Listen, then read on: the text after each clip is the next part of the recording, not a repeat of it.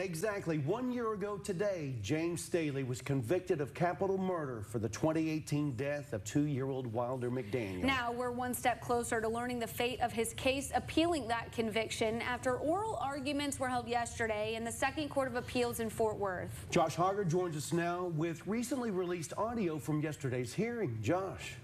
Yeah, guys, while Staley himself awaits the court's decision from behind the bars of the Bill Clements unit in Amarillo, his attorney and the prosecutor who tried his capital murder case argued for 20 minutes each yesterday afternoon in the Tim Curry Criminal Justice Center.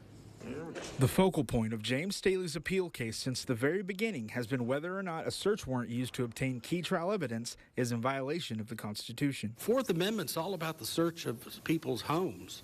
Home is your castle. Well, your cell phone is your medicine cabinet, your financial data. It is far beyond what anybody ever imagined. Staley's high-profile defense attorney Keith Hampton argues this warrant fails miserably. None of these requirements of the Fourth Amendment were met.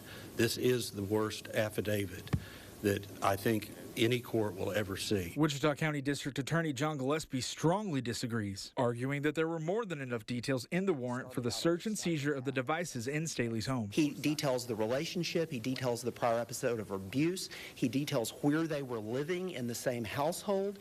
These are all specific, particularized facts that many warrants simply do not have. And where Hampton says the warrant falls short, There's a lack of probable cause, a lack of particularity, the use of boilerplate language, and the sweeping any and all devices. The state says police didn't need to give specific serial numbers to warrant the search. And we're dealing with fair probabilities. We're not dealing with beyond a reasonable doubt or even a preponderance of the evidence. Staley's argument remains that the police did a poor job with the investigation into Wilder's death. The incompetence is unusual.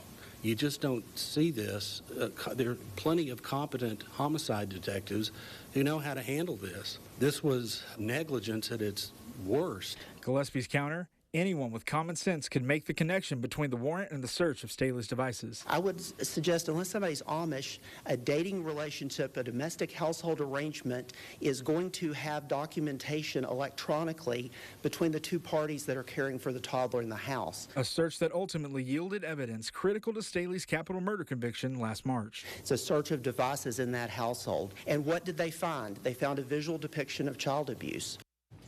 Now, the appeal case is in the hands of the Second Court of Appeals, who can either reverse the conviction, order a whole new trial, or affirm the decision of the court, upholding his conviction and life sentence. Now, there's no real timetable for when a decision will be made, so stick with us here on air and online at Texomashomepage for the latest. Okay, Josh, thank you so much for taking us there.